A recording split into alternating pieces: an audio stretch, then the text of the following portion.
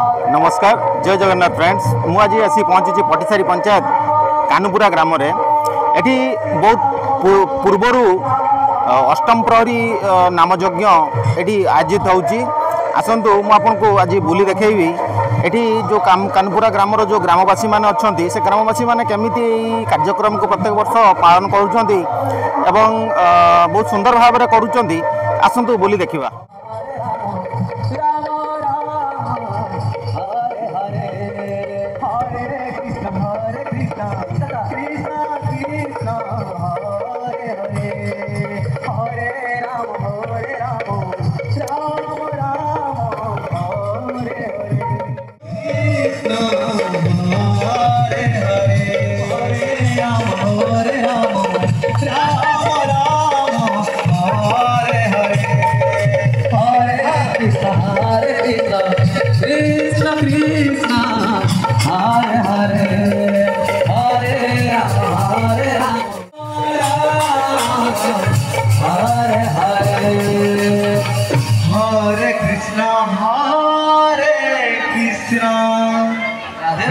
कृष्णा हरे हरे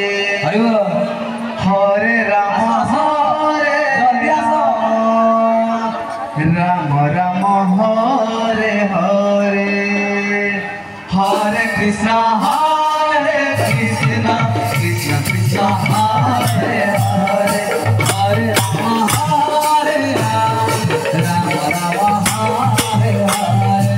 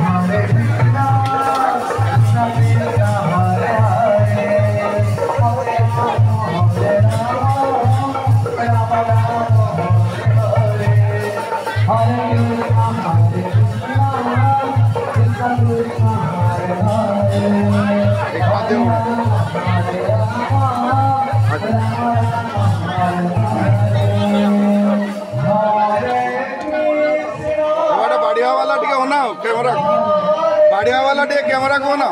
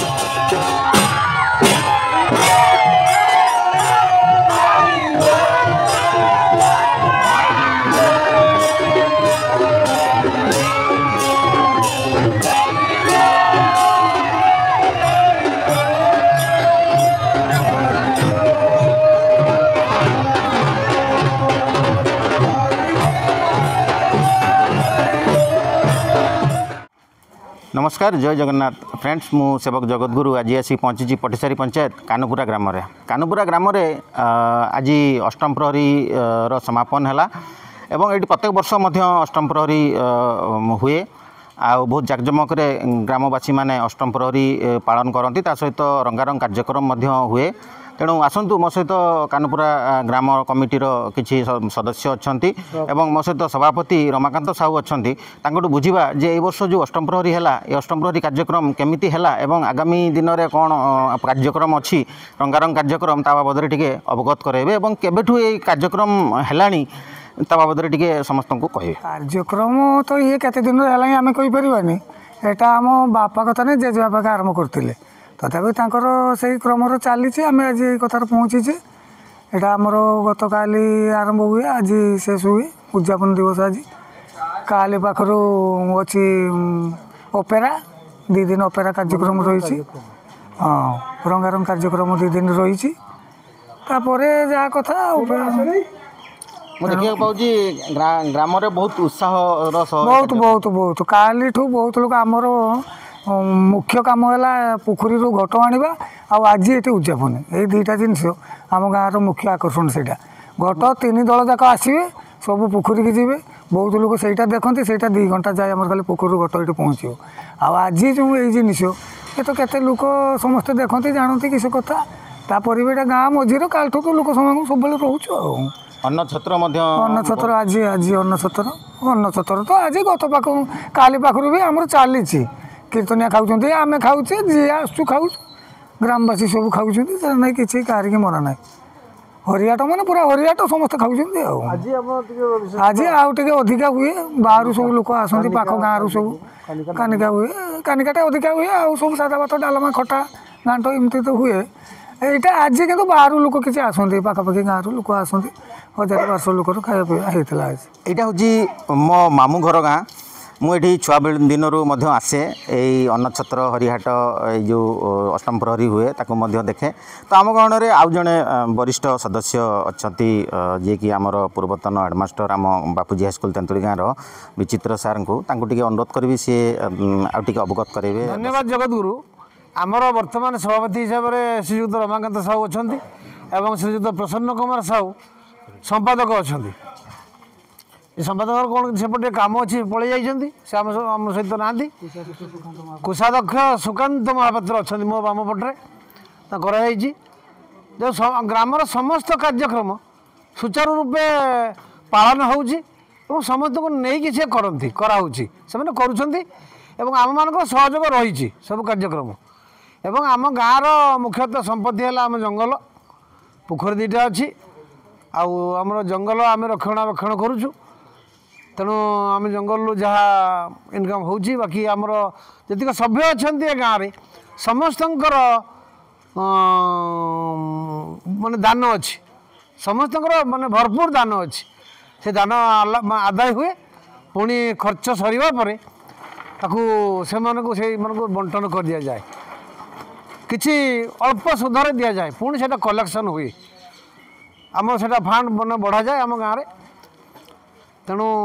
आम मनोरंजन कार्यक्रम करुचु आगामी काली पर दिन 2 दिन भोगराई